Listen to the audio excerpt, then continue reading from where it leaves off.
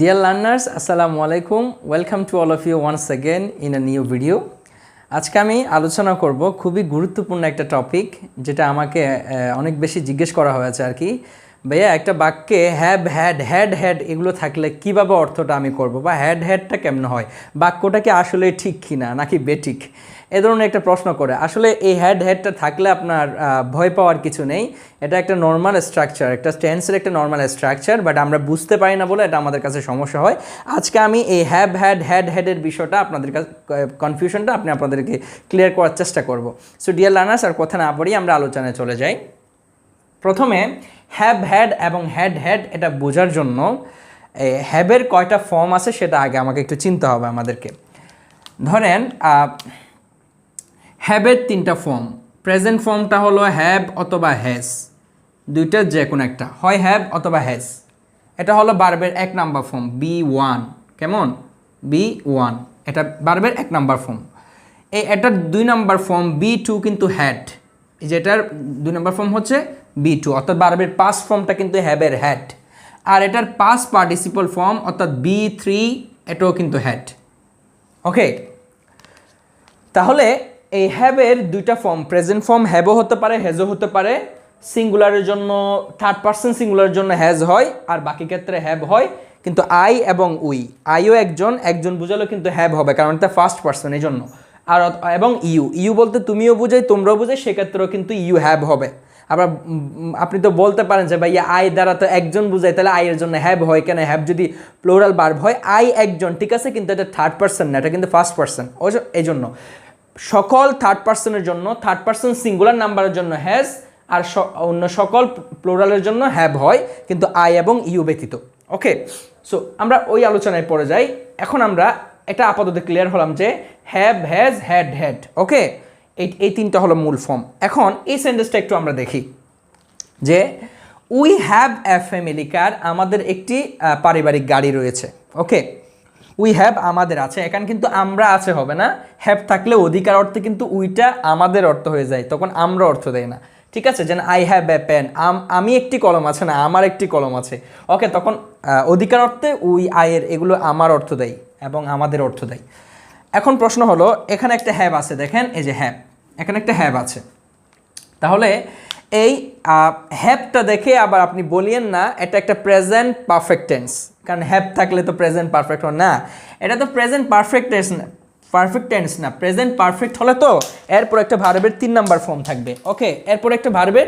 3 number form থাকবে ঠিক আছে এই হ্যাভের পরে যদি আমি বলতাম we have gone we have done তারপর হচ্ছে উই হ্যাভ ফরগটেন বা উই হ্যাভ ব্রট এরকম ভার্বের 3 নাম্বার ফর্ম বলতাম তখন কিন্তু এটা প্রেজেন্ট পারফেক্ট হইতো কিন্তু এটা তো প্রেজেন্ট ইনডিফিনিট টেন্স এটা তো ভার্বের 1 নাম্বার ফর্ম এটা তো একটা B1 এই যে দেখেন এই যে B1 এটা কিন্তু হ্যাভ একটা B1 এরপর তো ভার্বের 3 নাম্বার ফর্ম নেই এখন এই সেন্টেন্সটা আপনাকে বলল এই সেন্টেন্সটাকে আপনি প্রেজেন্ট পারফেক্ট টেন্সে ট্রান্সফর্ম করুন প্রেজেন্ট পারফেক্ট টেন্সে নিয়ে যান এটা তো একটা প্রেজেন্ট ইনডিফিনিট টেন্স এটা কিন্তু পিআই মানে প্রেজেন্ট ইনডিফিনিট টেন্স আমি সংক্ষেপে লিখলাম পিআই প্রেজেন্ট ইনডিফিনিট টেন্স এটাকে আমরা প্রেজেন্ট পারফেক্টে নিয়ে যাব প্রেজেন্ট পারফেক্ট তাহলে প্রথমে সাবজেক্ট বসবে উই আমরা জানি প্রেজেন্ট পারফেক্ট টেন্সে অক্সিলারি ভার্ব বসে হ্যাভ ওকে এই হ্যাভের পরে মেইন ভার্বের 3 নাম্বার ফর্ম বসে তাহলে এখানে মেইন ভার্ব কোনটা এই হ্যাভটাই কিন্তু মেইন ভার্ব তাহলে এই হ্যাভের 3 নাম্বার ফর্ম কি আমরা যদি হ্যাভের পর যদি ডো থাকে সেটা ডান হয়ে যায়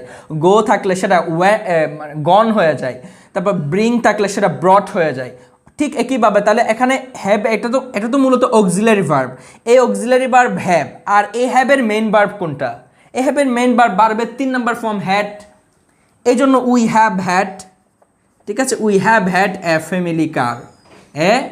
ফ্যামিলি কার ওকে এই যে দেখেন এখন দেখেন আপনি এই যে এই হ্যাভটা হলো একটা অক্সিলারি ভার্ব মূলত এটা একটা অক্সিলারি ভার্ব আর এটা হলো মেইন ভার্ব ওকে আর এই সেন্টেন্সে কিন্তু এটা মেইন ভার্ব এটা কিন্তু মেইন ভার্ব ওকে এই হ্যাভটা মেইন ভার্ব আবার এই হ্যাভটা এখানে অক্সিলারি ভার্ব এই হ্যাভের পরে ভার্বের যেহেতু 3 নাম্বার ফর্ম হয় ভার্বের পাস্ট পার্টিসিপল ফর্ম হয় এই জন্য এখানে হ্যাভের 3 নাম্বার ফর্ম কিন্তু হ্যাড এই জন্য এই হ্যাডটা হয়েছে এখন এটা একটা প্রেজেন্ট পারফেক্ট টেন্স এটা একটা প্রেজেন্ট পারফেক্ট টেন্স এই যে PPT present perfect tense okay present perfect tense এই যে হ্যাভ হ্যাড হয়েছে, দেখছেন? এখন এটা দেখলে ভয় পাওয়ার কিছু নেই, এটা একটা প্রেজেন্ট পারফেক্ট টেন্সই। ওকে, আমাদের একটি পারিবারিক গাড়ি আছে। ওকে, ঠিক এই সেন্টেন্সটাকে আমরা প্রেজেন্ট পারফেক্ট থেকে পাস্ট পারফেক্ট টেন্সে ট্রান্সফর্ম করব। এখন আমরা প্রেজেন্ট ইনডিফিনিট থেকে প্রেজেন্ট পারফেক্ট টেন্স করেছি, সে প্রেজেন্ট পারফেক্ট থেকে এখন আমরা পাস্ট পারফেক্ট টেন্সে ট্রান্সফর্ম করব। তাহলে কীরকম হবে? আমরা এখানে 3 নাম্বারটা একটু লিখি। 3 নাম্বারটা দেখেন, প্রথমে আমরা সাবজেক্ট বসালাম উই। ওকে, আমরা জানি past perfect, not present perfect. Past perfect টেন্সে অক্সিলারি ভার্ব বসে হ্যাড, এটা আমরা জানি। আমি হ্যাড নিয়ে আসলাম। এখন বলুন তো হ্যাডের পরে ভার্বের কত নাম্বার ফর্ম হয়? অবশ্যই হ্যাডের পরে এবং হেডের পরে দুইটার ক্ষেত্রে এরপরে অন্য একটা ভার্ব থাকলে সেটা ভার্বের 3 নাম্বার ফর্ম, ভার্বের পাস্ট পার্টিসিপল ফর্ম হয়। তাহলে এই হ্যাডটা তো অক্সিলারি ভার্ব, তা এই সেন্টেন্সটা মূলত উই হ্যাভ এ ফ্যামিলি কার। তাহলে এই হ্যাভের 3 নাম্বার ফর্ম কি?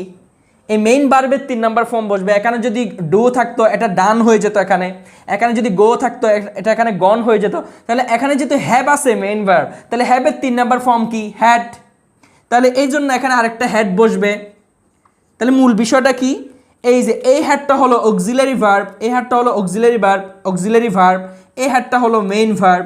আমরা জানি হ্যাডের পরে ভার্বের 3 নাম্বার ফর্ম হয়, এই জন্য we had a family car. We had a family কার, ঠিক আছে? উই হ্যাড এ ফ্যামিলি কার, আমাদের একটি পারিবারিক গাড়ি ছিল। ওকে, পারিবারিক গাড়ি ছিল, ঠিক আছে? এখন প্রশ্ন হলো যে এই যে দেখেন হ্যাড হয়েছে, হ্যাড মানে এটা পাস্ট পারফেক্ট টেন্স।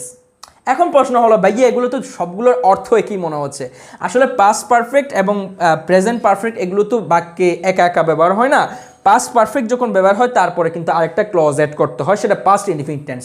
যেমন আমরা বলতে পারি we had a family car before we came here. দেখেন তো, আমরা জানি বিফোরের আগেরটা, এই যে বিফোরের আগেরটা পাস্ট পারফেক্ট হয় এবং বিফোরের পরেরটা পাস্ট ইনডিফিনিট টেন্স হয়। এই যে দেখেন we came, past indefinite tense, মানে আমরা এখানে আসার পূর্বেই আমাদের একটি পারিবারিক গাড়ি ছিল। অর্থটা তখন এইভাবেই হবে, ঠিক আছে? এখন আমি এই যে বিফোরের আগেরটা পাস্ট পারফেক্ট, পরেরটা পাস্ট ইনডিফিনিট টেন্স। তাহলে উই হ্যাড এ ফ্যামিলি কার, আমাদের একটি পারিবারিক গাড়ি ছিল বিফোর উই কেম হিয়ার, আমরা এখানে আসার পূর্বে। এখন বলতে পারেন যে ভাইয়া বিফোর উই কেম হিয়ার এটা কেন আনছেন? আমি অর্থ মিলানোর জন্য আনছি, কারণ আমাদের একটি পারিবারিক গাড়ি ছিল সেটা যদি আমি বলি তাহলে তখন শুধু পাস্ট টেন্স হয়ে যাবে। তখন উই হ্যাড এ ফ্যামিলি কার, এই যে ভার্বের 2 number form we had a family কার, আমাদের একটি পারিবারিক গাড়ি আছে।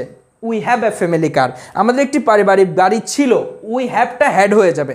উই হ্যাড এ ফ্যামিলি কার, আমাদের একটি পারিবারিক গাড়ি ছিল। এখন আমি যদি বলি আমাদের একটি পারিবারিক গাড়ি আছে before we bot the new one, নতুন একটি গাড়ি কেনার পূর্বে আমাদের একটি গাড়ি ছিল, যদি সেরকম বলি তখন কিন্তু পরেরটা প্রেজেন্ট ইনডিফিনিট টেন্স, আগেরটা পাস্ট পারফেক্ট, তখন কিন্তু আমাকে হ্যাডটা আনতে হয়। ওকে, তখনই কিন্তু আসলে হ্যাডটা আনতে হয়।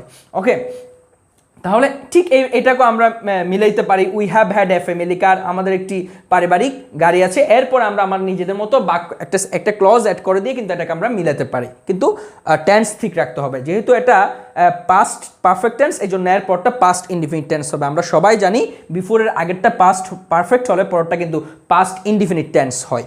Okay, the patient had died before the doctor came, ডাক্তার আসার পূর্বেই রুগী মারা যায়, আমরা ছোটোবেলা থেকে এই বাক্যগুলো জানি। তাহলে এভাবেই আপনাকে অর্থটা মিলাতে হবে। আসলে তখনই এই উই কেম হিয়ার এটার আগেরটা তো পাস্ট পারফেক্ট হবে, এই জন্য কিন্তু হ্যাডটা হয়।